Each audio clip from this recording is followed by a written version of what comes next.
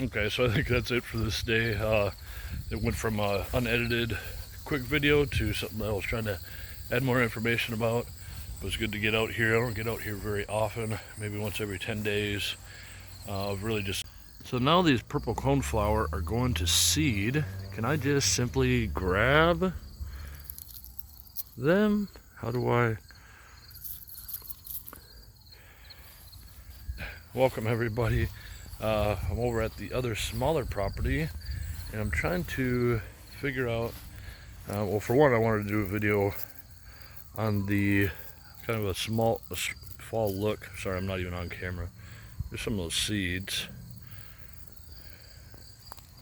I know it's a little disjointed video, but I want to get something on this property toward the end of summer here, because we have sunflowers that are coming up, and I was trying to see if there's a way I could spread these seeds. I mean, I can grab some, but it's not really the easiest thing. But I have a whole bunch here. That's bergamot, and I don't know if I can... Are these all seeds? Are those the seeds of bergamot? Because what I'd like to do is just... boink. I mean, in many places I'd like to grab a few of these and actually place them in the soil somewhere. Maybe I'll flip the camera so I have something to look at. I don't have I'm only doing this one-handed and I don't have my shovel on me. But maybe I can get those into the ground far enough. You see? Maybe it'll be able to make its way down and root from there. I know that's not the classiest way, the best way to plant anything, but that was kind of the idea with any seeds that I found. If I could get some access to some dirt and kind of spread these flowers around. Of course, I hit the stop button instead of the flip the camera around button, so I'll have to edit this one as well. I was hoping just to get a, just a random video posted on this property, but I guess since I have to edit it, I'll go around and check out some other stuff, and I can erase all the sniffles and the coughs and the ums and all of that. As you can see, the pokeweed's doing very well. Inedible. I think the roots might be edible or something like that, but most people just cut them down because they stain and they're poisonous and all that. But it's put on a lot of mass in a place where I couldn't even plant a bush. This is as far in that I could plant because all of this area was where the house was, and it's all rocky and icky. So if you think of the border, this pear tree, I was able to plant that, and I was able to come up this far and plant this currant bush, and then this pear tree. But everything else that's in here are just random seeds and stuff that's come up. This wild lettuce or wherever that is, that had those cute little yellow flowers, came up, and that's added a lot of mass to this area. I think here in the next couple weeks I'll take large things like that, put it back in my compost.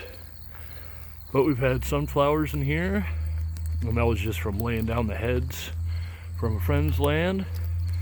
And this is a clover patch, which is pretty cool. A whole lot of clover just was able to make its way and sprout up. And that is what we call a living mulch. So there's wood chips down below, and then all of this clover. So really, if I were able to plant anything, if I could plant it right in the middle of that, because that's a nitrogen-rich location there.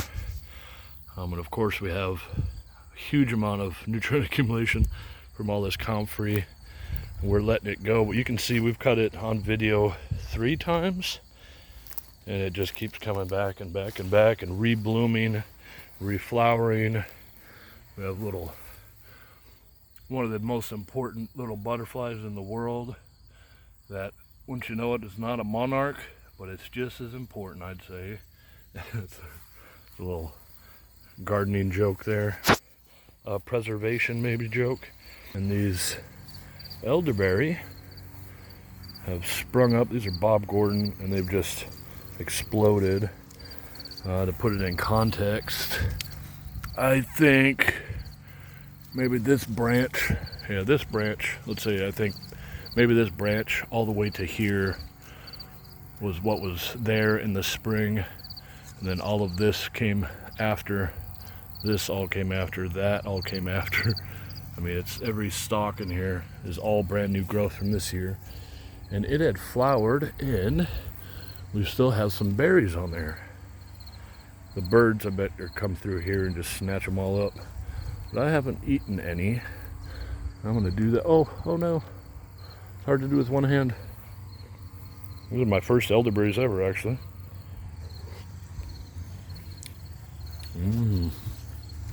Pretty yummy. Especially when nature's done all the work in growing this plant. I just made a few bucks, got it shipped to my house and dug a hole and put it in. And this is the first year that it's fruited, and I really not too worried about eating the fruit off of it this year, because if it grew that much in a single year in the spring, or then maybe even the fall of next year, I'm probably gonna have to take cuttings and start planting bobgourd and elderberry everywhere. But yeah, so this end of summer, and I'm just kind of coming over here. I'd come over here to cut the grass. I'm looking at some of these pear trees to see how well they've done. I mean, this thing is skyrocketed. These are not, all of this is this year's growth.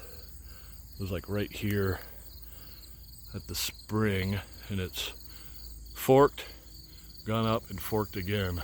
So it's pretty incredible having this wood chip mulch as for having trees, obviously.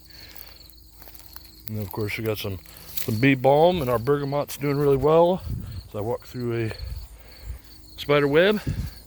Oh, there's some things like this arugula. I do believe this is arugula. We have it's starting to spread out, which is really cool. What I'm trying to do in this location is get some sort of perennial vegetables like this red sorrel, and it looks really nasty right now, but we're going to cut it all in the fall, and then next year we're actually going to manage it and eat it. All these edible greens next year. Just wanted to get one more year of natural growth and regrowth before I start managing it like a human would. So everything is going good here. I hope everyone's getting ready to clean up all their gardens. We've gotten some pretty decent growth of this currant as well, and of course our asparagus is awesome. This other pear tree is doing well, and this is another area of interest, are blackberries. I know, just don't scream at the camera or the phone or the TV. These are blackberries, thornless blackberries. And they have really come up through all of this thistle. We managed the thistle a little bit better, at least trimmed it down a couple times throughout the year. And it's really taken over, which is awesome. And when you know it, we got some yum-yums. So we've also planted some raspberries. And I don't remember, it's pretty good. I would have to go back to prior videos, but if you look here, you'll see similar leaf structures. Right there, and right here. So we planted boysenberry, raspberry, blackberry, and elderberry primarily in here. And there are some walking onions and asparagus right here. And the idea for this whole area was we knew it was going to be against the fence, and we didn't really want a walking path behind, which I kind of wish we had made it that way. But we just wanted to make this space usable, but not a hugely like wildly accessible space.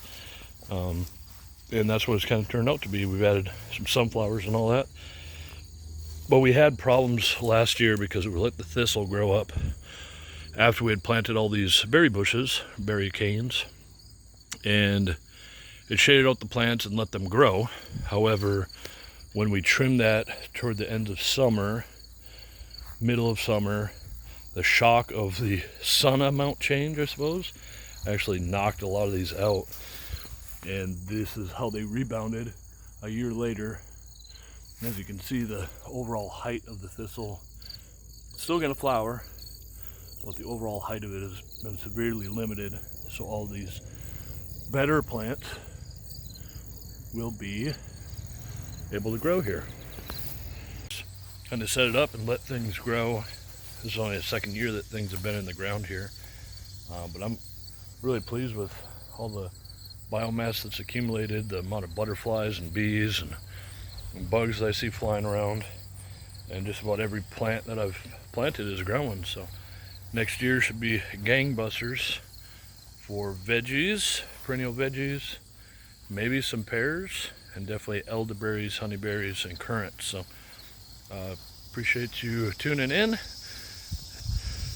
Actually, to show you, the idea that we had for this space was to make a kind of a meandering garden alongside a house. So anybody could have a house right here, and then they could plant all of this here. I know it's kind of covered in the shadow here, but anybody could put this alongside their house, maybe in a more tidy way, maybe not asparagus that falls over and into walkways and stuff, but definitely beautiful flowers like this, coneflower. We even have currants in here, and this is a gooseberry. Whatever this vine is not actually, this is a fall cleanup thing. Clean all this up, and this is a gooseberry. So every year you just come through and grab a handful of whatever wants to be crazy, and then you have your gooseberry for next year, and that's how you manage it. Just real quick, simple tasks. Put it in your compost pile and go on for the next year and let nature do the work. So thank you very much for watching, and we will see you next time. Okay, bye-bye.